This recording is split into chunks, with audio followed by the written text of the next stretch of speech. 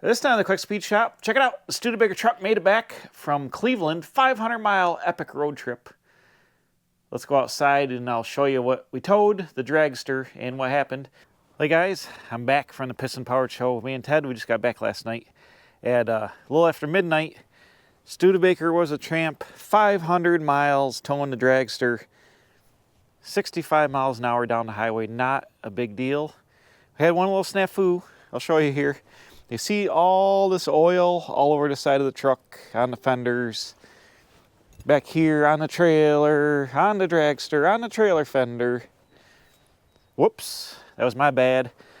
We're gonna pull in here inside in a minute and take a look, but under the hood, I'll show you right now. I didn't realize this was happening because we were in the dark. Here's my new handy dandy hood release. Check this out. This engine is whipped, lots of blow-by, and so I have a draft tube that goes into a catch can over here made out of an old oil jug, and I forgot to empty that before the trip. Then we hammered 500 miles at like 65-ish miles an hour, screaming this little tired 258, and she blew right out. Overfilled it, blew oil everywhere. Down the fender, down the underside of the truck. All this slime over here, this is the fluid film I put on the truck before the trip because I was worried about salt. But this is all motor oil mixed with water, mixed with whatever kind of magical concoction goo this engine comes up with when it makes blow-by. And it must have been mostly full because I haven't emptied it in a while. Usually I empty like every oil change. And I changed the oil and I forgot to empty it because I was in a hurry. So she blew, and blew good. I got a feeling it's in the brakes on this side and everything because I think I tried to look and it looked awful wet. Oh yeah, she's running down the wheel. It's on the control arms and everything. So I could do the right thing and take the brakes all apart. I'm not going to do that. I'm going to get some brake clean, clean it up. I'm going to put some super clean on here. Spray it down. Got to find my hose. Spray super clean on here because now it's all impregnated in the brand new flat black paint. Great, but I guess the truck ain't going to rust away if you just coat it with motor oil. It's good, it's fine, whatever. So I'm going to unload the dragster, which was a hit, by the way. If you guys, the video has come out for the Piston Powered Show. I'm not sure how it came out yet because there was a lot going on there. But I've never been to such a great indoor show as that show. The XI Center at the Cleveland Airport is absolutely huge. I think they used to build bomber airplanes in there back in World War II. Monstrous building. I don't even know how big it is. But there must have been... Saturday was unbelievable. The place was so packed with people. It was ridiculous. You couldn't even get through. I never seen so many people go to an indoor car show before. And this dragster, I bet like every single person there touched it. Like, it didn't get any awards or anything or whatever, but every single person that came by in that room, hot rod room, looked at this car, looked in there, touched it, touched the tire, like touched this, touched that. It was unbelievable. So if you're one of the like 500 or 50,000 people that was there or whatever, you probably touched it. So that was a success. And the other stuff Ted and I got to do there, the Henry Ford Museum, and go into a private collection to check out that display was well worth the trip and a little bit of oil on the side of the truck. Here we go.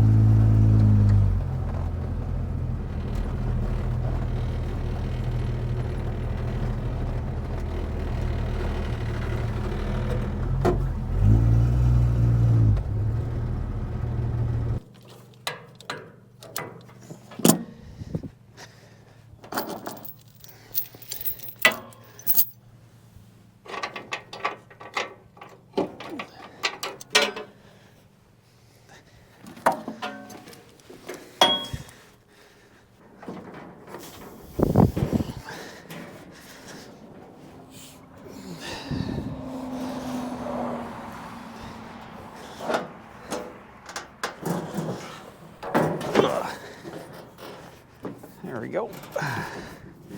Let's see if she'll start.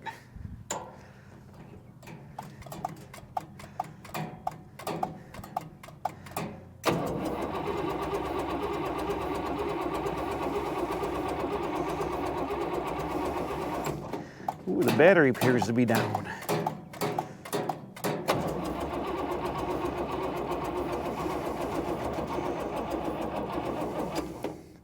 I'm gonna guess she's not gonna start on that battery. Dang it.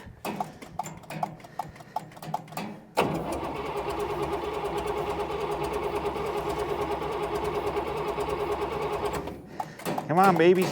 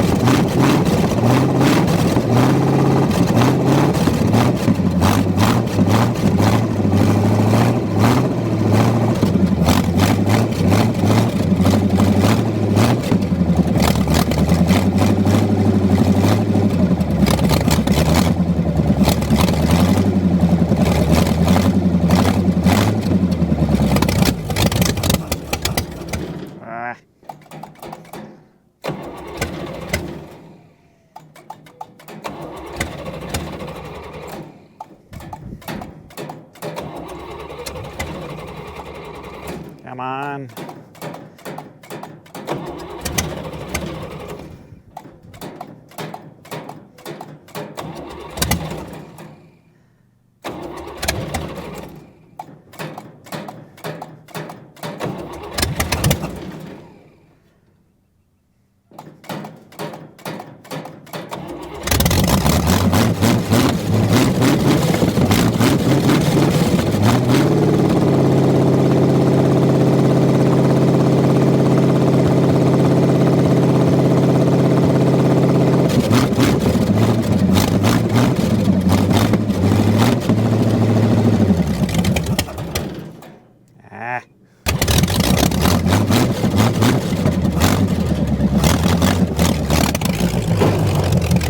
Easy now.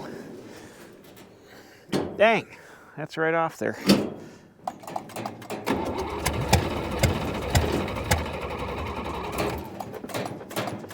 This carburetor sucks.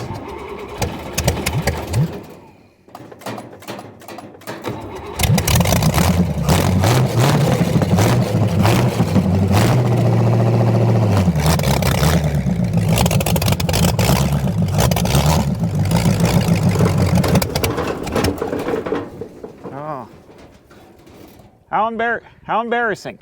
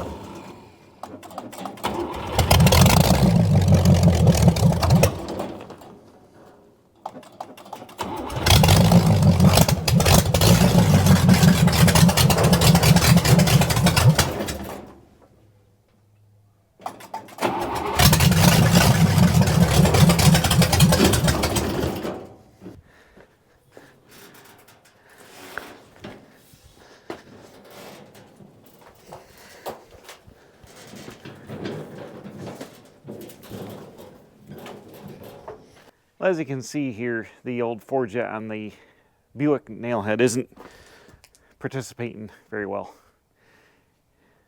I rebuilt it once and it's not getting enough fuel, barely stays running, won't idle.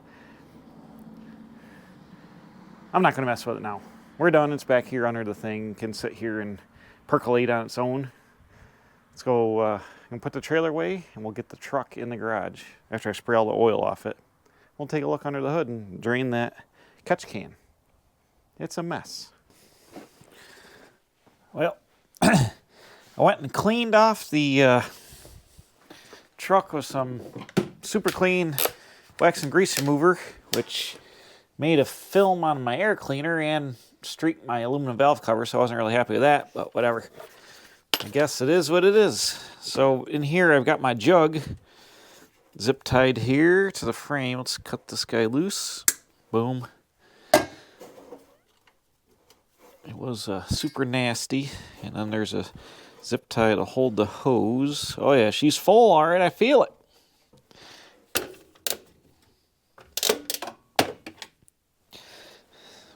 Pull that guy out.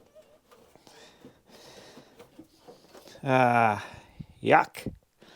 So, like I said, I got to do this because this engine has blow-by, and it's the only way it makes a lick moisture and oil goo that need to contain somewhere. It's too much to go through the carburetor or anything. It would just gum up the spark plugs. So let's see, watch this. It's mostly water. We drove in heavy rain, so this could have got filled up with water from the rainstorm, I guess. Yuck. So a little bit of, that's probably mostly water with a little bit of oil mixed into it. So like it makes its own milkshake when you add water to it, but the engine doesn't have a blown head gas. It's got extreme blow by around the rings and stuff. It puffs all the time, so I need to contain the oil. Kind of like if you had like I think it's like a turbocharger or whatever, and they got the oil catch thing from they pressurize the crankcase with the turbo or the supercharger. Same idea. You just get blow by around things. So I should have emptied this before the trip when I changed the oil, and I didn't think about it because I was in a hurry, and she overloaded and blew all over the truck. That's fine. So I'll go ahead and stick the hose back in there, and then this guy just rides here like that till the next oil change. I'll put another zip tie back on that, but crisis averted. I just wish it hadn't blown all over the truck on the way back. That kind of sucked. All right, let's pull the wheel off. Take a look. Come here. Hoop. Oh no. She's oiled up good on the inside of the wheel. Nuts. Well, maybe it didn't get on the brakes. Maybe it just got on the wheel. We won't. Oh, what do we got? Oh, you know what? Oh, shoot. It did. It's in the brake rotor. Oh, no. Yeah, she's, well, I fluid filmed it, so it's hard to tell. But I can see, I'm pretty sure there's oil residue on here. Now, maybe it's not the pads.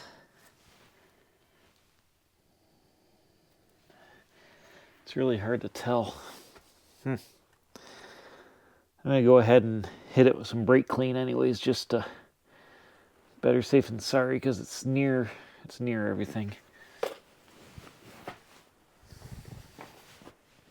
Yeah, it looks like there's some oil in there.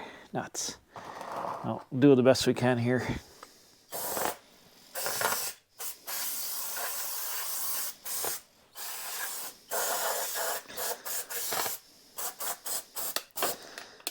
It's probably impregnated right into the pads.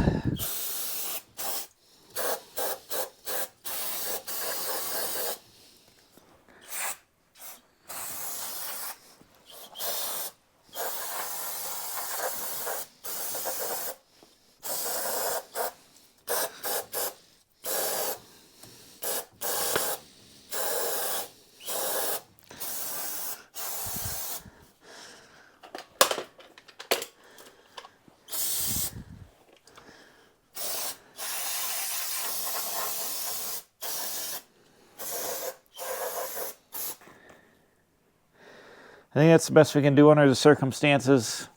Sprayed it off the best I can. Took some of the paint off. You know, hopefully got some of the oil out of there. It didn't look like it was real bad, but it looked like it had some oil on it. So it was braking pretty straight. It was pulling to the right just a little bit, which makes sense because the pads are oiled up. I'm going to have to drive it, and these pads are like brand new. I don't want to have to put another set on it, but I'll have to drive it and see how it works out. It'll probably eventually wear through the oil